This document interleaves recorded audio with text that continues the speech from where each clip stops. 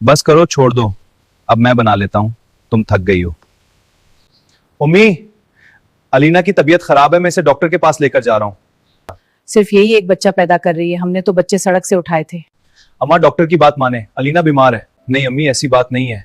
अलीना कमजोर है तो डॉक्टर ने पहले ही बता दिया था कि इसे ज्यादा आराम की जरूरत है। अम्मा डॉक्टर की बात माने, अलीना बीमार है। अरे रहने दो, डॉक्टर ने तो पैसे हजम करने होते हैं इसलिए ऐसी बातें करते हैं। अम्मी आपने अलीना का ख्याल रखना है, मैं काम पे जा रहा हूँ। चल बीवी, उठ काम पे लगो, शोर से बहुत नखरे उठवा लिए हैं। आप इतनी तेवर में क्यों रहती हैं? बहू इधर आओ, मेरे लिए मूली के पराठे बनाओ। पहले कम तंग किया हुआ है, अब मूली के पराठे खा के और ज्यादा नाक में दम करेंगी। आहिस्ता हाथ चलाओ ताकि अली हैदर आए और तुम्हें काम करता देखे तो मुझे गुस्सा ना आए। अम्मा सच में मुझे चक्कर आ रहे हैं। बस करो, अब जाओ यहाँ से, मैं खुद खा लूंगी। कितना पत्थर दिल है उनका, क्यों उन्हें जरा रहम नहीं आता मुझ पे। या अल्लाह, इनका दिल मेरे लिए नरम कर दे और मेरे बच्चे की हिफाजत फरमा।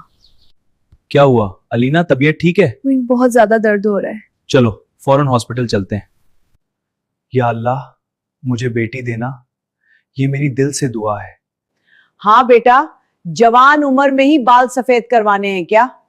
चुप रही अम्मा, अल्लाह मुझे बेटी ही देगा, मैंने बहुत दिल से दुआ की है। मुबारक हो, आपकी बेटी हुई है। अल्हम्दुलिल्लाह, या अल्लाह तेरा शुक्र है। बेटी हो तो डबल मिठाई खिलानी चाहिए। हाँ पापा, मैं ऐसे ही नहीं आई, मैं एक पैगाम भी लाई हूँ। अल्लाह आपसे राजी है तभी मैं आई हूँ।